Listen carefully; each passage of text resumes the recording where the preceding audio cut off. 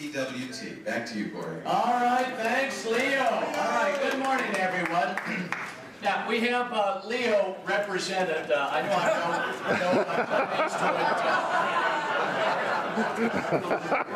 oh, what's that? Oh, he wants to know your call signs as if this were a contest on 10 meters with a band wide open to Europe. So on the count of 3, let me hear those call signs. Leo, let's see which one you can make out. Ready? 1, 2, 3.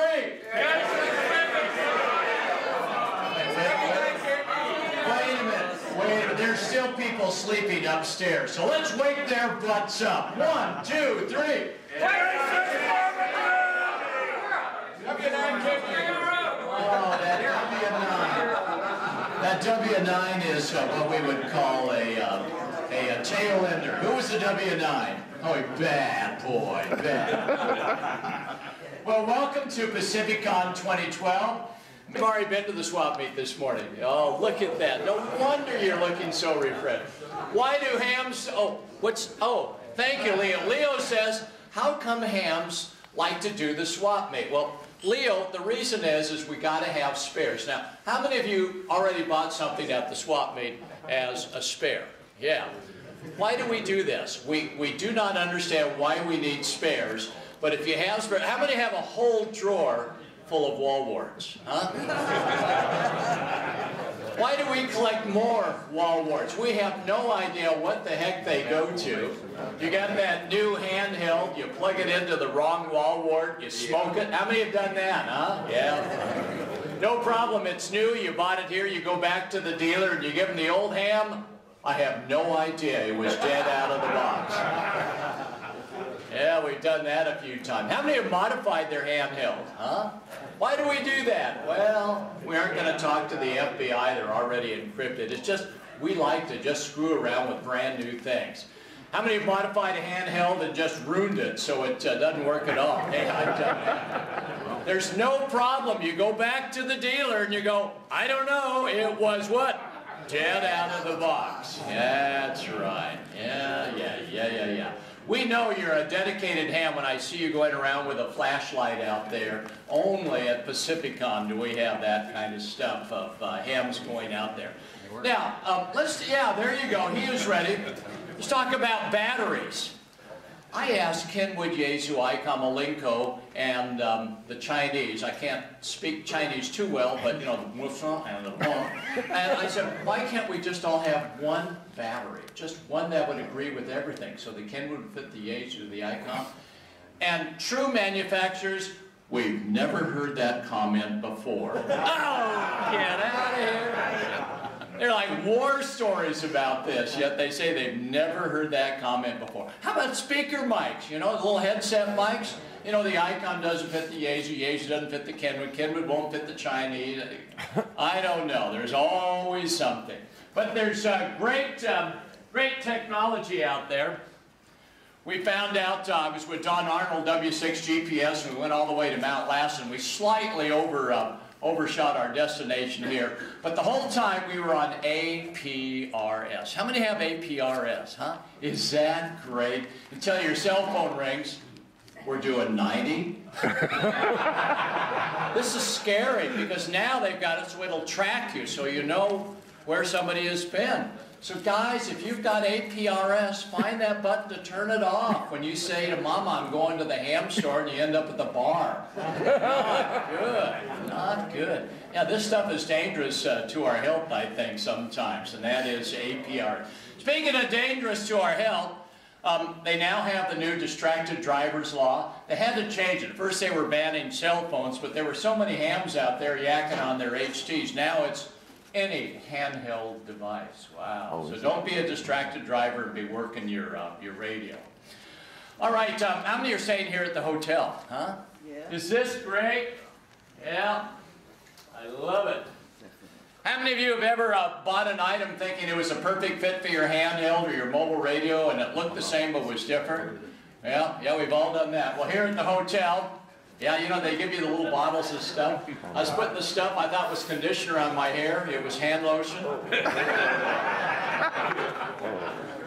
And the hair crap I put all over my face. That was... I mean, why do they make the labels so small?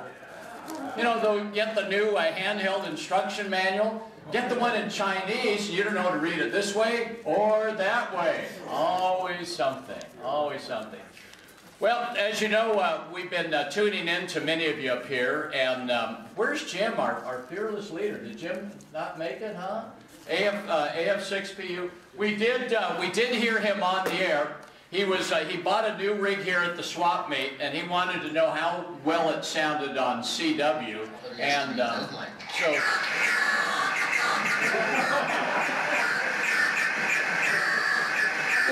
Maybe it was Bob. Oh yeah. Remember those days of building your own radios in the early days? Those were, I think, the fun days. And you had those big, huge capacitors, but if you didn't have the right capacitor, it would Remember that? Just the old 599C for chirp. Ah, boy, kids these days don't even know chirp. But you know, kids these days are great because they can help you program your handheld. Yeah, they're great. They're getting more complicated, aren't they? It took me 5 minutes just to find out how to turn it on. After I gave it to the kid, go, yeah, just turn it on. Oh yeah, no problem. Yeah, look at Daniel, he's laughing back there, he knows. Anyway,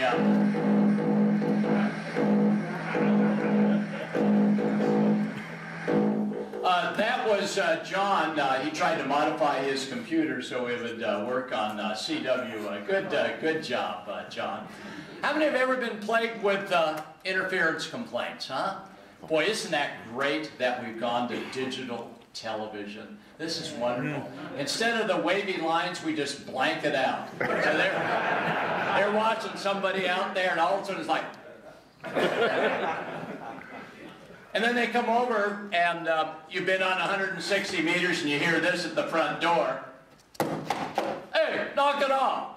Open up that front door, knowing very well it was you with that KW on 160, and tell the neighbor, are you getting that same interference? Of course, we'll recommend the league's ARRL Interference Handbook, and we'll need to read that cover to cover. And how many league members, how many staff members from the ARRL do we have here? Let me see you. Come on, raise your hands. Let's give them a big hand for choosing Pacificon as our national convention. Well, how many go back to the days of crystals? How many go back to crystals? Remember those days, especially the ones that you could take apart? Yeah, that was before you had the ones that were sealed. You couldn't do anything to them, other than when you drop them and you'd hear a rattle. Hey, no problem. You take it back to the ham store and you say, 10 out of the box. Yeah, those were the days. The old ones you could take apart, take out 3 screws, that little spring would go, boo! Whoa, what the hell is, I don't need that. I don't need that. And what would you do to go higher in frequency? You would, you'd take a little bit of Ipana. Now, kids, Ipana is before your time, so don't even think about that. And if you had it adjusted just right,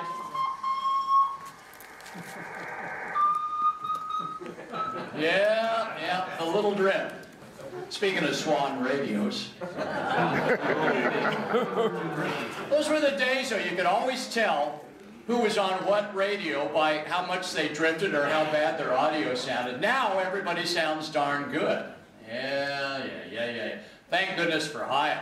I've got an old Kenwood TS520 and I've got the Heil microphone. I tell everybody it's the new Yaesu 10,000.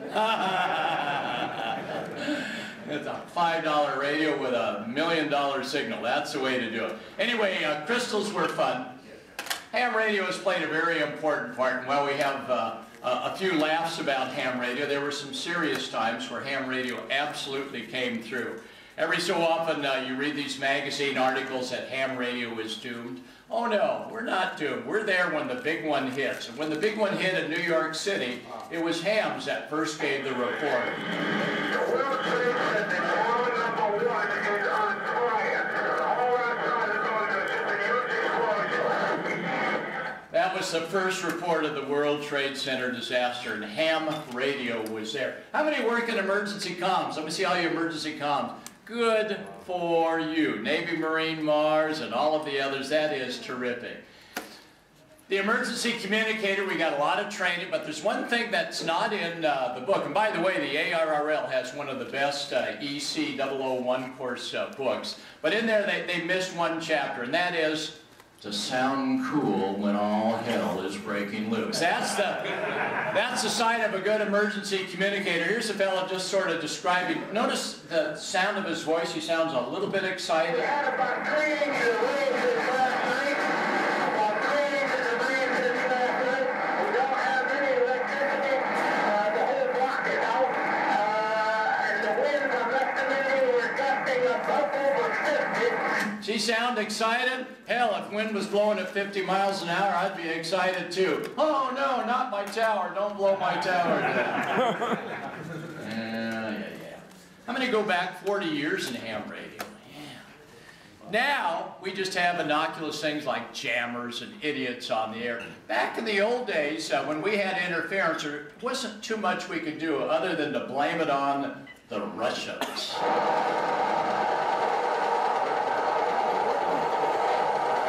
This was called the Russian woodpecker. Yeah, everybody talked about the Russian woodpecker. No one talked about that it was actually coming out of Maine, and it was from our own Department of Defense. But it was good just to blame somebody else, huh?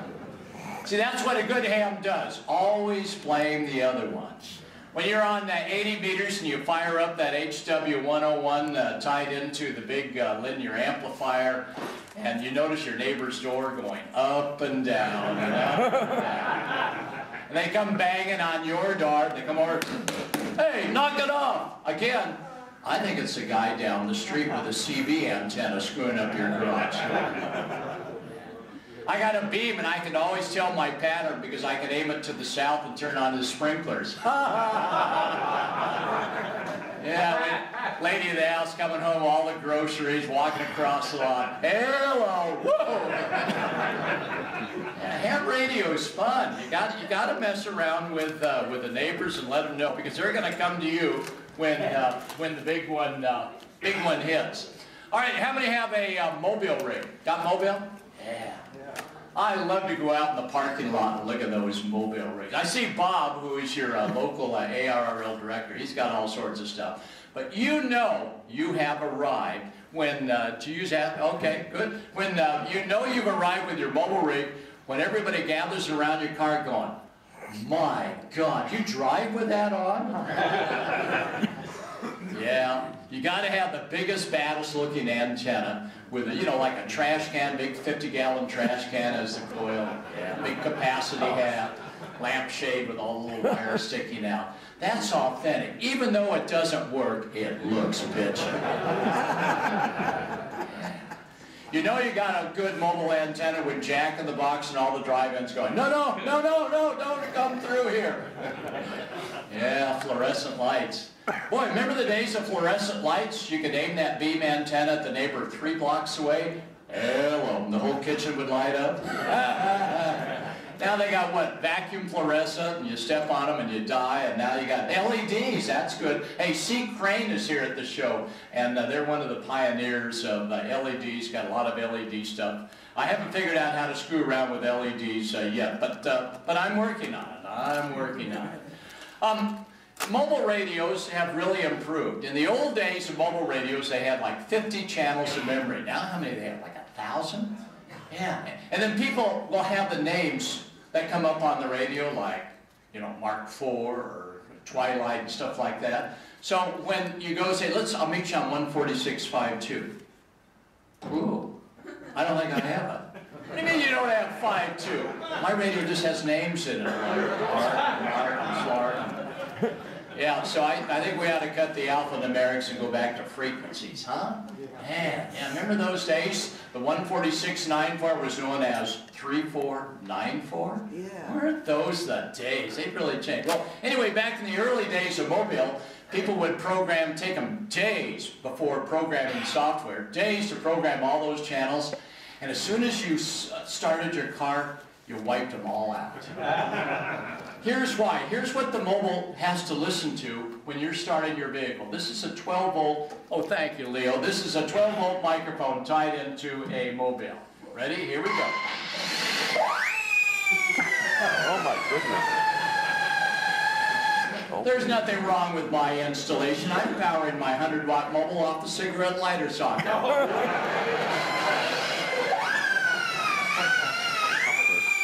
Really? Yeah. And we know mobile. How many have a new car?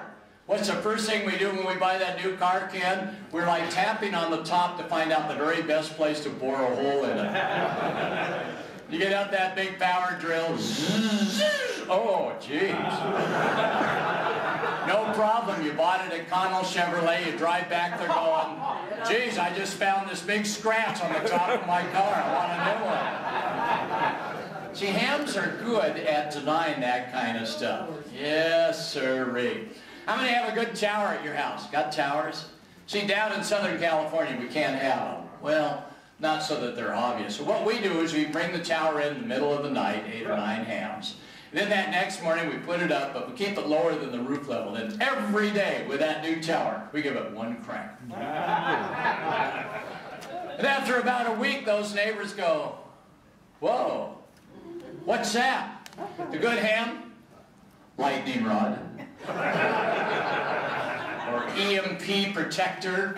You never tell them it's a ham radio. You never tell your neighbor that you're a ham, because they're going to discover it sooner or later when their toaster's popping up bread every time you're on 40 meters.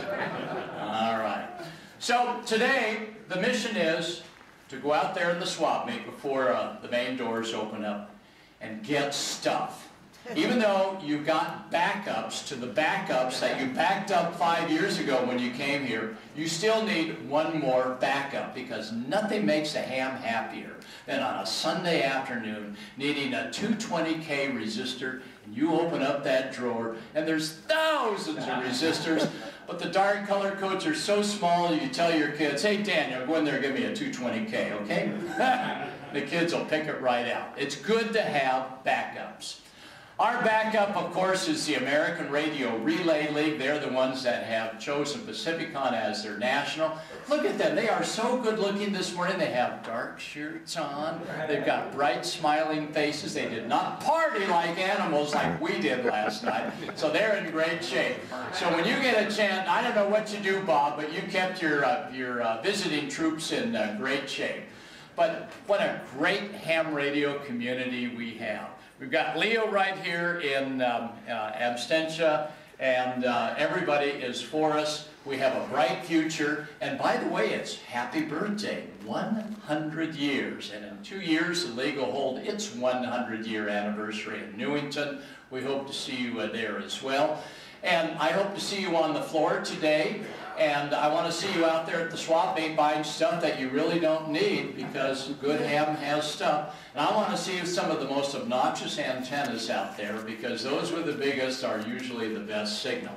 So have fun. Ham radio is a wonderful hobby. It's a service. They don't think that they need us all the time, but when the big one hits, it's always the hams that make things happen. So go out there, make things happen, visit the league's huge display, see all the different vendors. Remember, if ever you have a problem with a product that you screwed up, and you know you hooked up the red to the black and the black to the green and so on, and you launched it, you go back to the dealer, and what do you tell them?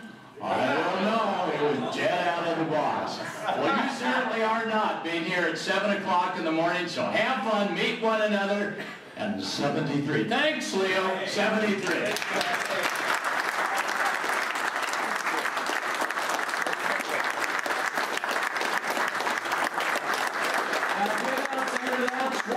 I'll see you there.